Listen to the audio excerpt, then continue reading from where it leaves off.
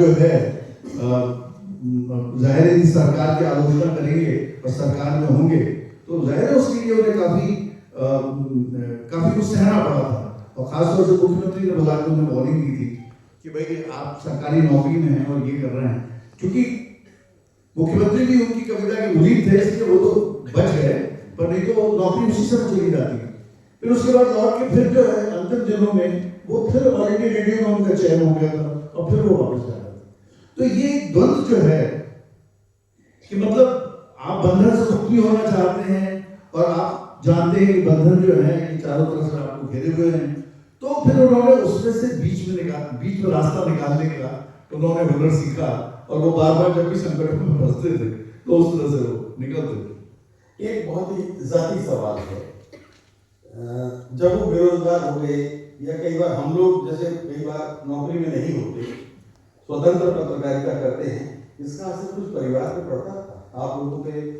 लोगों की परवरिश, आप सैनिक स्कूल में पढ़ रहे थे, अपूर्व जी भी अच्छी शिक्षा प्राप्त कर रहे थे, भतीजों का बोझ था जी, तो कैसे घर का खर्च चले? हाँ, तो ऐसे इसी कन्फ्रंटेशन के दौरान एक बार वो सस्पेंड हो गए थे और नॉर्मली सस्पेंशन के बाद जो ब्रेड अर्नर होता है, जो रोजी रोटी हमारा है, जैसी उसकी मानसिकता होती है वैसे घर वालों की हो जाती है, क्योंकि वो निराश है, उदास है, टूटा हुआ है, बिखरा हुआ है, तो वो पूरा माहौल जो है घर का वैसा हो जाता है। तो मजे की बात ये थी कि ऐसे किसी दौर में अपने पापा को निराश देखे ही, तो वो क्या करते थे कि जैसे ये हुआ तो गांव में जमीन थी, वो जाके खेती करवाने लगे वहां पर, और न केवल खेती बल्कि उन्होंने एक काव्य संग्रह और एक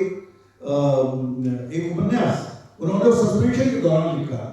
और इस बीच क्या सरकारें बदली और मंत्री चले गए जिनसे उनका झगड़ा हुआ था और जिसकी वजह से वो सस्पेंड हुए थे। फिर नए मंत्री आए, नए मंत्री जो थे वो बाल कवि बैरागी थे उस समय, तो उनके पास जो है मैसेज गया कि भाई अब आइए सरकार बदल रही है, तो उन्होंने कहा ये तो अब बाल कवि की जिम्मेदारी है कि वो ढूंढे और वो मुझे बुलाए, मैं तो नहीं जाऊंगा वहां पर। तो इस तरह की चीज थी। वो गए भी बाद में, तो जब उनको सादर उनको वापस बुलाया गया और तब गए, तो घर में इस तरह का कोई माहौल नहीं था। और आर्थिक ये कि चूंकि खेती से कुछ पैसे आए रहे थे और अम्मा भी नौकरी में थी, ये भी एक बड़ी बात थी, अम्मा स्कूल में पढ़ाती थी। तो और ये चीज तो देखिए मुझे ये कहने में थोड़ा संकोच होता है कि हमें जो थोड़ा बहुत परिवार परिजन के नाते सम्मान मिलता है वो सिर्फ इसलिए मिलना चाहिए कि उनके वो जो जिस चीज से गुजरे हैं उसका प्रभाव हम सब पे तो पड़ा ही है, तो थोड़ा बहुत असर पड़ता ही है इन चीजों का। और परिवार का यदि सहयोग ना हो तो वाकई कोई भी जो है वो अम्मा का सहयोग, खास तौर से हम भी बड़े हो रहे थे,